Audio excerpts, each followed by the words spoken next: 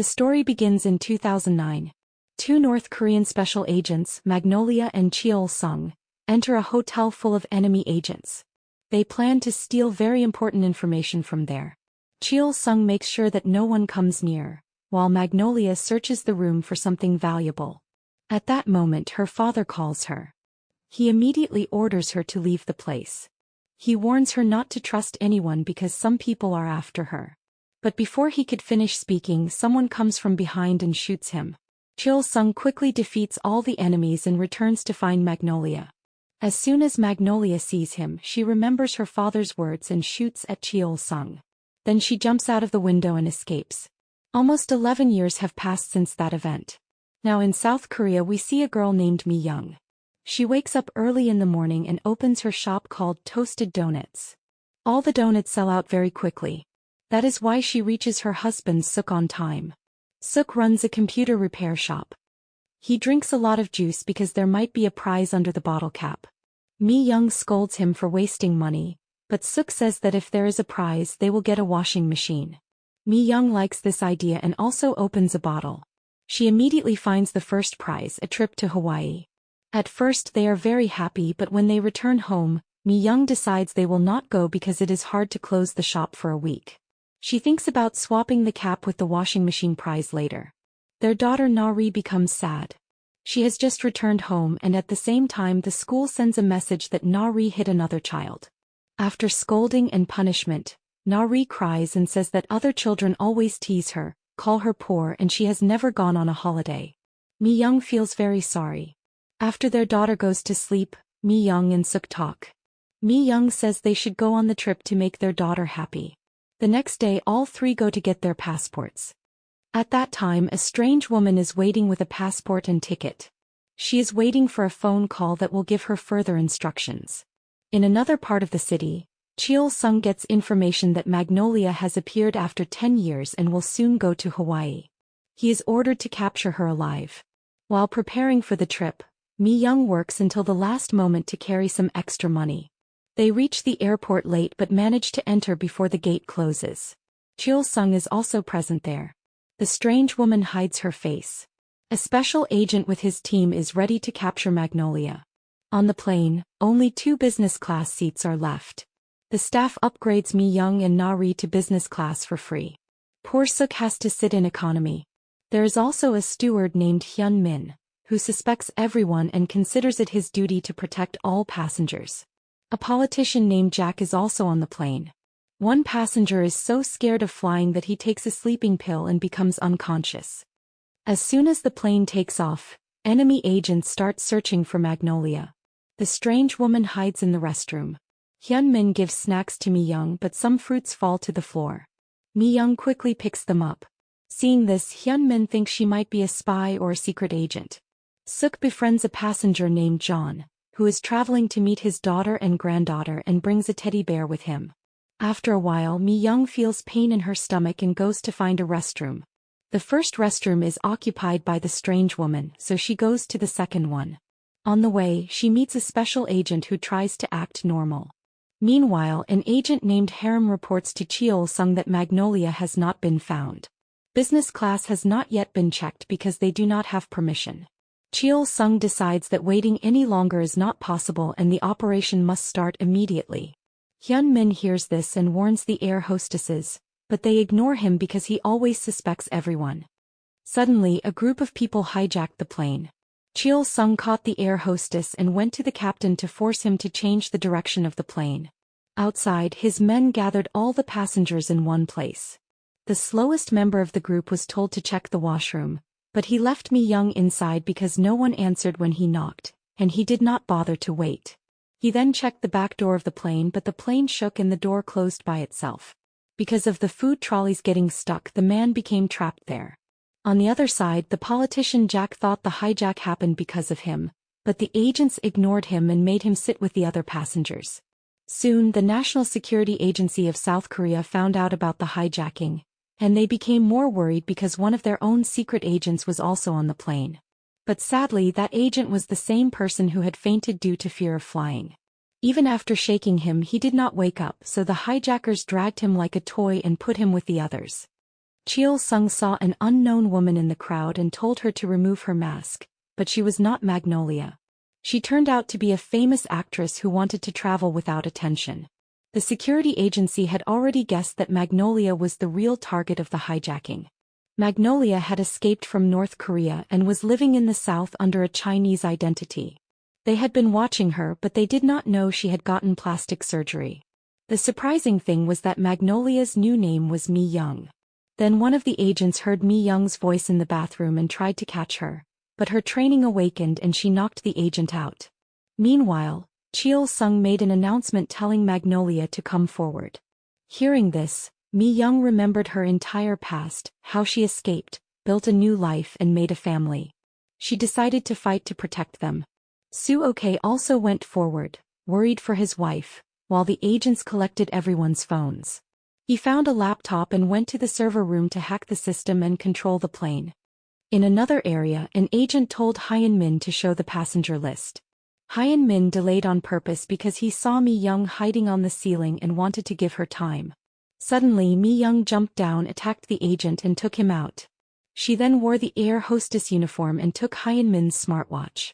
She entered the economy section, which was empty except for one agent. She fought him, took his gun, hit his legs with a soda can and knocked him out with another can. Then she moved to the section where the passengers were. To hide her face from her daughter, she used a man's sun visor. She quickly defeated the guard there too. Meanwhile, Hyun-min reached the server room and saw Soo-ok sending information to the security service. He misunderstood and tried to grab Soo-ok, but soon both realized they were on the same side. Soo-ok was angry because senior officers had stopped him earlier since he was retired, but Hyun-min encouraged him by saying another agent was already fighting for them.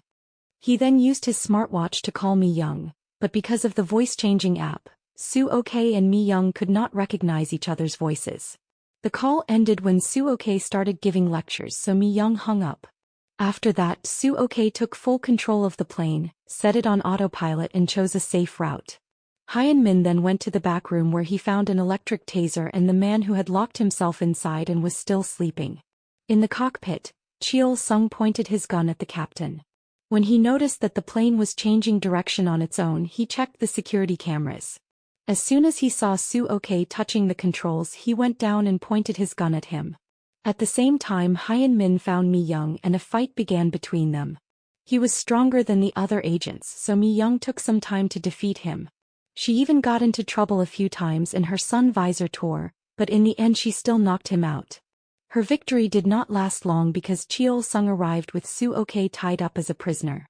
Mi Young ran towards them and shouted, asking where he was taking her husband. Cheol-sung told her that her husband had always been a government agent. Mi Young was shocked, but she still worried about him. When Cheol-sung threw a knife at Soo-ok, she quickly stopped it. From this moment, Cheol-sung understood that Mi Young was actually Magnolia. He then decided to tie both Mi Young and Soo-ok together and move them to another room. They had to pass through the passengers, and when Na-ri saw her parents tied up, she started crying. To calm her down, John gave her a teddy bear. Cheol-sung saw this and went to Na-ri because he thought taking her as a prisoner would also help him. But Na-ri lied and said the woman wearing the mask was her mother. Everyone was shocked because the actress had never told anyone she had a daughter. At first the actress denied it, but when Na-ri came close and asked for help, she accepted and said the girl was her daughter and she did not need to tell the world. In the back room, Mi Young thought her marriage was a lie, but Soo-ok immediately explained everything. He said he used to be an agent many years ago and his job was to watch her. But he no longer worked for the government because he had retired. On the day some thugs tried to bother him, she saved him and even shared her food with him.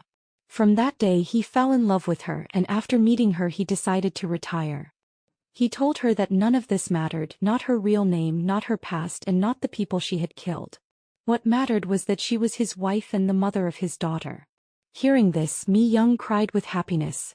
Near the passengers, a man found the knife Mi Young had used to protect her husband. He used that knife to free the hands of the other passengers, but they could not do much because an agent returned. The real drama started when two passengers suddenly stood up and killed that agent. They were actually Harem's men. They went to the cockpit and joined their boss, Harem. They kicked Cheol-sung and told him that now they were in full control. Cheol-sung wanted to hand Mi-young over to the government, but Harem knew that many people were searching for her and that whoever paid the most would take her. Harem was a selfish man. Cheol-sung only planned to escape with Mi-young, but Harem did not care about anyone's life. His plan was to wear parachutes, jump out of the plane, and destroy the plane so that everyone would believe all the criminals died inside and no one would ever search for him. When Cheol-sung tried to stop him, Harem's men knocked him down and took him away. Harem forced the pilot to take the plane down fast, which scared all the passengers. They brought Cheol-sung to the room where Mi-young and Soo-ok were tied.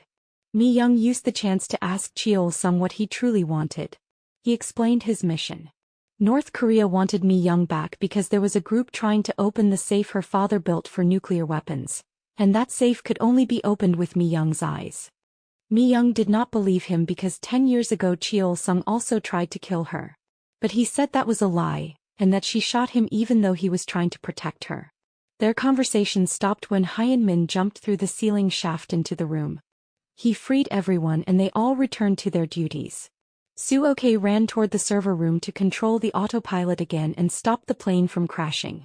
Hyun-min turned off all the plane lights. Using the darkness as an advantage, Mi-young and Cheol-sung went to the passenger area to fight Harem's men. Soon a big fight started on the plane. Sometimes one side won, sometimes the other. Whenever the bad men started winning, the passengers helped Mi-young and Cheol-sung. Someone hit with a bottle. Someone used a seat as a weapon. With everyone's help, Mi-young and Cheol-sung defeated Harem's men. Soon Harem was captured. But the problem was not over. The passenger named John, who had given the woman the teddy bear, suddenly grabbed her and fired at Cheol-sung. He said he was the man who had killed Mi-young's father. He also said that if Mi-young did not go with him he would kill the woman too.